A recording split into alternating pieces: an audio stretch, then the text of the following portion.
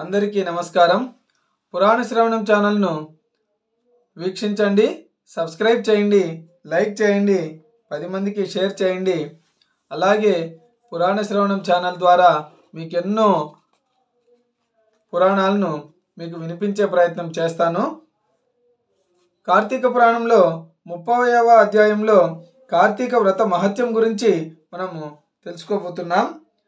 మహామునులంతా సూత మహర్షి చెప్పిన పవిత్రమైన శ్రీమన్నారాయణుని మహత్యం విని కార్తీక వ్రత మహత్యం వినాలనే ఆసక్తితో, ఓ మహాత్మా, మేము కార్తీక వ్రత మహిమ వినగోరుచున్నాము. కలియుగంలో పాపపు ఆలోచనలు కలవారికి, రోగంతో ఉండిన వారికి గాని, సంసార సముద్రంలో మునిగిన వారికి ఉత్తమగతి ఏది?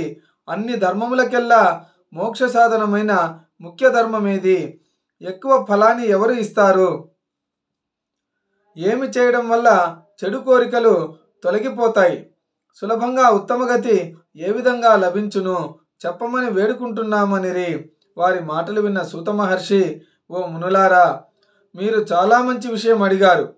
మాధవుని చరిత్ర చెప్పమంటున్నారు.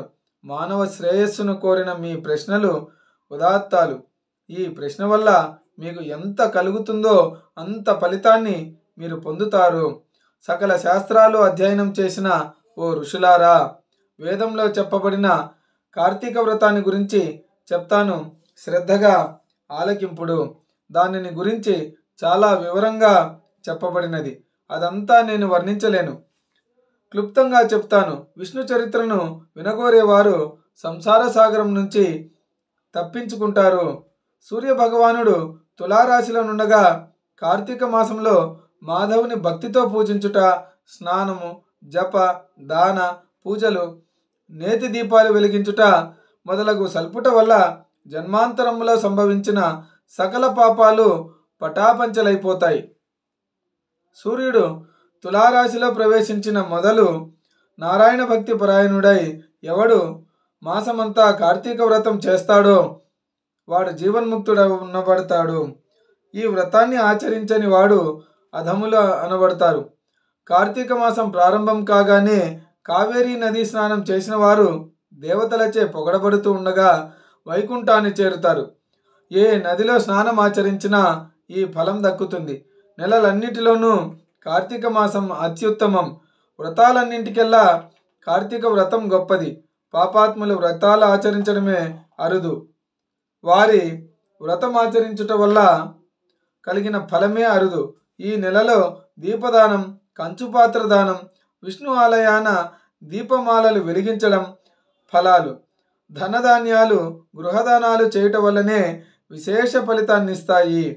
ధనిక దరిద్ర భేదాలు లేకుండా ప్రతి ఒక్కరూ విష్ణువుకు ప్రియమైనదైన కార్తీక వ్రతం వింటే అధిక పుణ్యం కలుగుతుంది.